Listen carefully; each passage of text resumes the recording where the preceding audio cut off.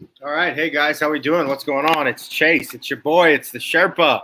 It's a Friday afternoon. It's the 13th, Friday the 13th. Good lucky number 13.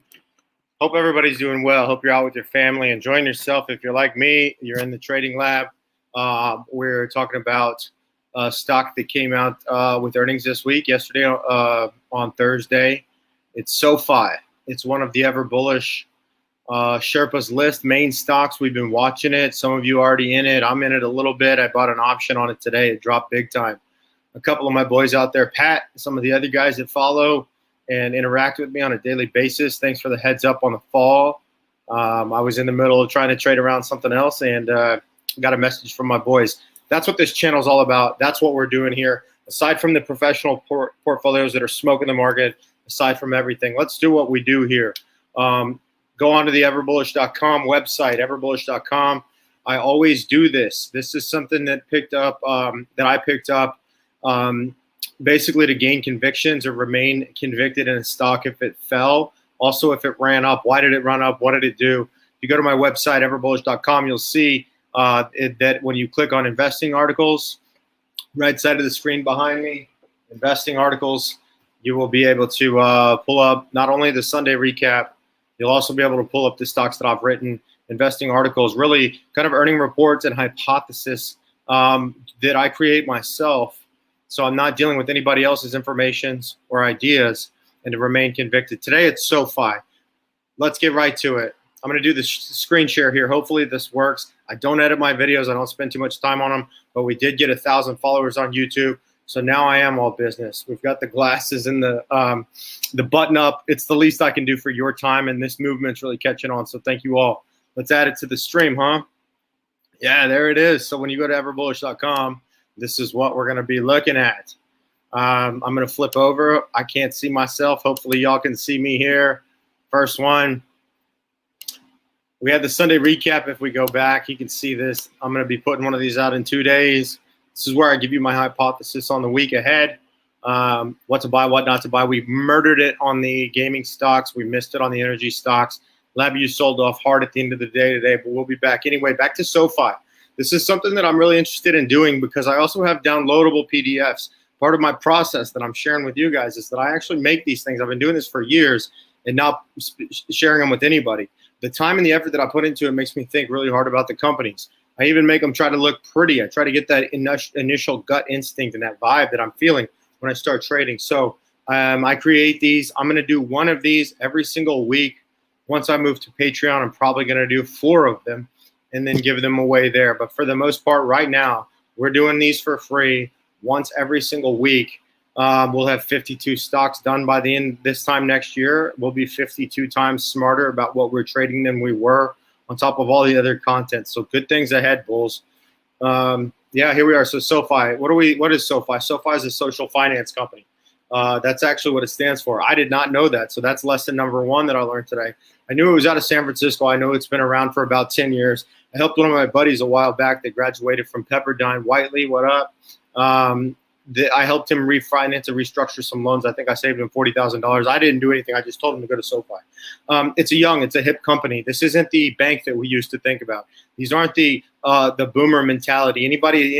Just a 1 day older than me is a boomer to me. And this isn't going into the bank and listening to the chubby lady who you played football in high school with her son chew loudly on a peppermint and then give you a pen to take home with you while charging you, $10 a month. Just for the ability to write checks on your account. That shit's over. Those days are gone.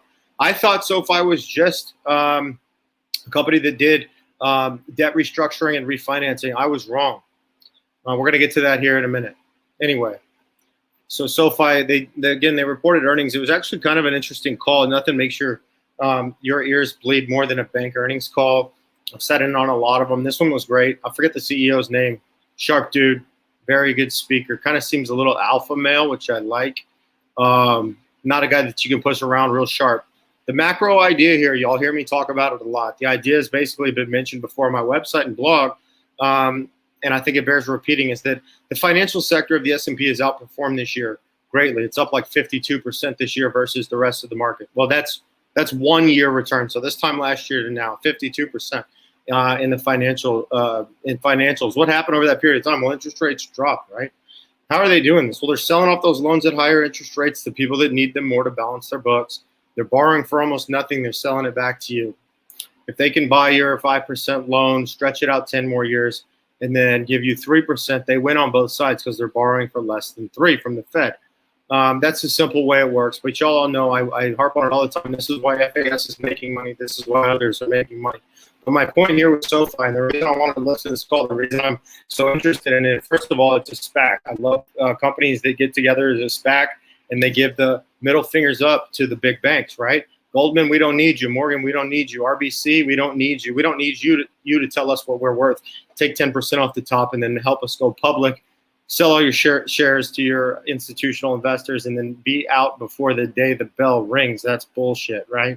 This is true homegrown backpack rap, just like Ever Bullish, and that's what I love. So anyway, this is part of, first of all, it's a SPAC. We're hitting the 60 days of lockup. If you see where I'm going with this, that's the first piece of news here, just below the chart. So the big losses today on Friday, so the day after the earnings call that I listened to, is that they were basically due to that 60-day lockup for institutional investors, as well as the ability for insiders to dump their shares and also short the stock. So that's what today was. It may continue. We may see some bumps. I saw an article on the street that mentioned some of the material that I put in here. I paraphrase it, of course, but the fact is that the street thinks that it's going to be bumpy. I'm going to go contrarian. I don't think it is. I think we might catch a bottom either today, which was at roughly 14.98, or somewhere around there. It might go back up. So I bought an option. I bought in October at the money 15. If anybody wants to follow on that.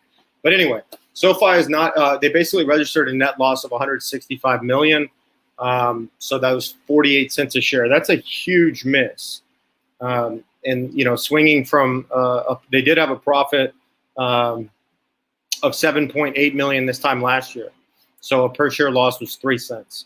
3 cents per share from the year earlier quarter. So the year previous, so that would be 2020 to Q1 2021, they had a much less substantial loss. That's the point here. Big time loss, big investors getting out. It was a SPAC. They launched it. They made their cash. A lot of warrants probably got exercised, the whole bit, right? But what's up? What's going to happen? Well, the revenue grew. The revenue grew by almost double. They had 131 million in revenue this last quarter, up from 115 from the quarter before. So at this point through the call, it's about 10 minutes in. I'm thinking, all right, this company's dog shit. Let me get out of here. I can go buy Lending Club. It's up 200% this year. That's my other big winner that I've been telling you guys about, right? So, okay, I'm out. I don't need this. I can buy Goldman Sachs if I want to make money with banks. Well, not so fast. Here's some things I learned on the call that I wanted to share with you all. SoFi has a mega computing financial fintech algorithm called Galileo. Galileo allows for the integration among all different types of debt and applies specific payments and parameters. Basically, this is the way I paraphrase it. Cheaper ways to get cheaper money to people with less fees. That means cheaper. What happens when you give cheaper things to your customers and you charge the same? Exponential results, right? Every dollar I can shave off of a product is $1 above the bottom line. It's $1 I don't have to go earn. This Galileo thing seems very, very big. It kind of reminds me of the Aladdin program that BlackRock has, the way they described it. It kind of reminds me of some of the other fintech that I'm hands-on familiar with from my old job at Fidelity. Big opportunity in forecasting. So they screwed up their forecasting. This is a big one. I love that the CEO called this out. He said, hey, listen, we missed our forecasting. We thought the moratorium was going to end. We were counting on all these revenues from all the student loans that we've restructured and payments to start coming back in, right? Well, the president recently restructured that or extended the moratorium towards students or basically debt holders that for their student loans to go all the way out until the end of this year. So they would begin on January 1 next year. So they're basically kicking all these revenues down the road.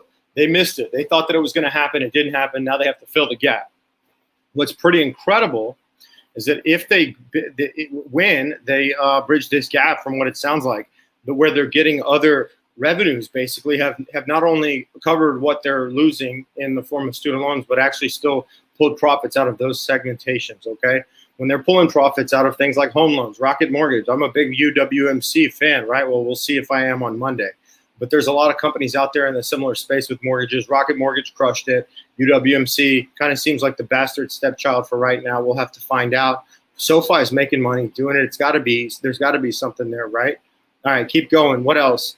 The member base of SoFi is much, much, much, much more affluent and younger than the average American. All the statistics we hear that are impacting banks, Wells Fargo, Bank of America, Chase, Dollar Tree, all of these companies that do payday loans, all the way down and all the way up the scale, they always base on the average investor or the average American. This isn't the average American. I didn't even think about this until I started making this video. That friend of mine, Whiteley, right? My buddy Whiteley, sick golfer, serious bro. I'm going to try to get him to watch this. Pepperdine Masters. Little different lane they're playing in. So when it comes to the financial impacts that face the economy and affects bank and bank stocks, if your member base and fintech stocks, if your member base is segmented to be more wealthy, more affluent, more educated, more tech savvy, you can make more money. That's the main point here. Another thing that I learned. I want you to go to everbullish.com, download this, print it out, and look at this chart that I'm going to show you here. I'm going to zoom in as much as I can. Remember, there is a downloadable PDF. The chart is SoFi. The blue line or the gold line that you're seeing here, the gold line is Goldman Sachs.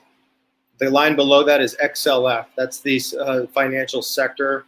The line below that is Schwab.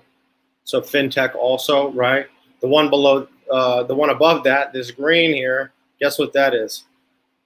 That's Robinhood, right? Dropped right off the face of the earth back here, came back up, and now it's up 100 and something %. Lending Club's at the top. SoFi is basically just below the middle, right? Above that is XLF. Above that is Goldman. Above that is Robinhood. And then up here is Lending Club. What's the difference between SoFi and Lending Club? My hypothesis is not very much. Okay, that's one of the big tech takeaways is what I'm saying right here at the bottom. Fintech is hot as a pistol. That's the Texan in me. I can't help it. This drop is simply a result of SPACs going public, the expiration date of a 60-day lockout on insiders and control persons, for more room for upside than downside. Don't get in yet. Do better than me. Do better than what I did. Put a limit on this thing to buy it at $15.30 with half the amount you want to allot to it. I'm sorry, $13.50 that is. If it drops, another 10%, buy it. If it drops 10% more than that, put the other half into it. You won't regret it long term. This is a sector that's ripe to make money in up markets and down markets. This is going to absolutely make money 100% as the student loans and moratorium ends, and also, most importantly, as those millennial investors make more and more and more and more money. That's you. That's my target demographic. That's people who watch it. There's a couple other things on here involving price target, but I want to keep this short. I want to keep this sweet. I want to keep this simple. I want to see how this works. Most importantly, guys, I'm putting in so much effort for you. I know that y'all appreciate it. Y'all are the OG bulls. Show me some love. Go buy me a cup of coffee on my website. Buy one of my swag merches. More than anything, just subscribe to the newsletter. See what's going on. I'm making a lot of y'all a lot of money. I'm screaming it from the mountaintops. That's why they call me the Sherpa. Final deal, price target on this. Consensus price target for 3 CNBC analysts. They're at $30. CNBC, in my opinion, is not necessarily the best. I'm going to discount that to $25. It's selling for $15. Don't make life harder than it is. Don't make trading harder than it is. Again, Friday night, Friday the 13th, working hard for you, putting on the dress shirt for you, trying to put out the best content possible. Please tell me if you like this streaming that I'm doing here, or if there's any way I can improve it even more. The goal is to get y'all following along on my website to drive more people to the website, obviously. Anyway, Ever Bullish One, the Ever Bullish One podcast. Buy one of my portfolios. Donate a cup of coffee. We're going to be doing one earnings call every single week, maybe even more. Please tell me if you like this. And if you do, I'm going to continue with this setup. And this is actually really helpful. I've been afraid to do it. So thank you all the bulls that kicked me in the ass, even the haters in the comments. Love a like a subscribe, love a follow, tell a friend, tell a stranger, tell a neighbor. I'm Chase, the Sherpa, the portfolio manager on YouTube. Go to my website, buy one of my portfolios. Most importantly, remember that the table is tilted away from you when it comes to investing. Your advisor isn't up doing this. Your advisor doesn't know what SoFi is. He couldn't tell you if they beat earnings or not. I'm building portfolios that are beating the market, that are easy to follow, that cost 1/10 the price of the average investment. You can break away from the people that are trying to steal your money and follow the Sherpa to the top of the mountain. AFG, LFG, LGR, I'm out.